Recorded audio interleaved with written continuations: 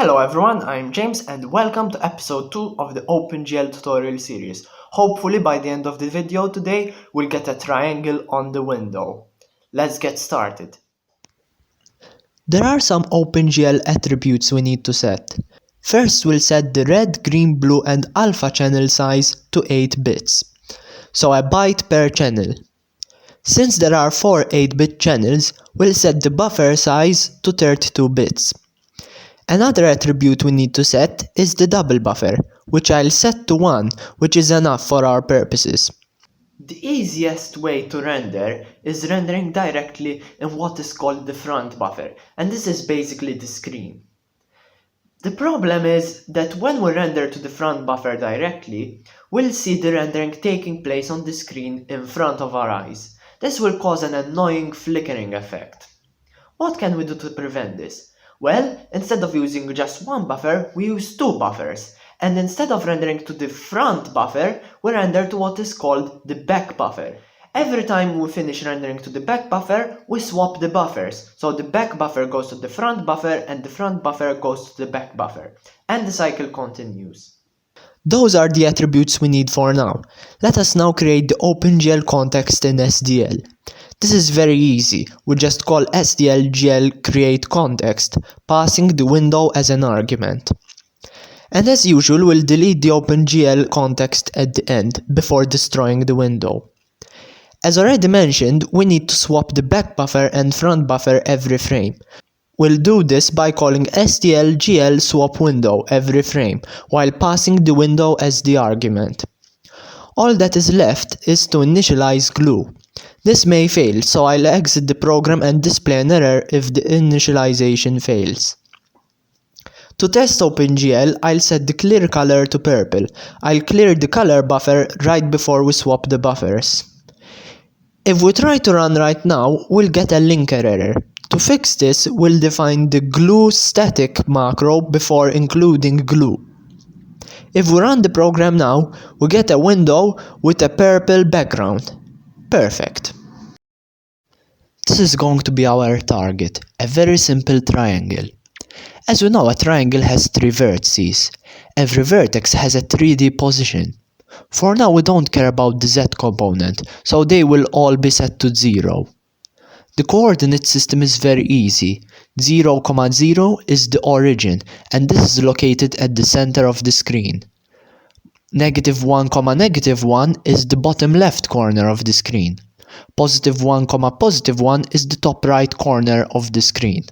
So both the x and y coordinates are between -1 and +1. Anything outside of this range will be outside of the bounds of the window. So how can we render geometry with OpenGL? The fastest way is by using a vertex buffer object. By fastest, I mean fastest in terms of performance. A vertex buffer object is simply a buffer that stores the vertex data. Believe it or not though, we can have multiple vertex buffers for one mesh instance.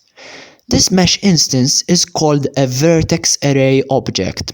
A vertex array object is an array of vertex buffer objects. A vertex array object can also store what is called an index buffer. We'll discuss index buffers in another video. Now it's time to implement. After setting the clear color, we'll generate the vertex array. This works by calling glgen_vertex_arrays. This takes 2 parameters. The first one being the number of vertex arrays we want to create, in our case 1, and the second one is a pointer to an integer variable which will be set to the ID of the new vertex array. So we'll create a gluint variable and pass its address to the function. Before we go ahead and create a vertex buffer, it's important to bind the vertex array we've just created. A vertex buffer is very simple. It's just a buffer that stores the vertices of the mesh.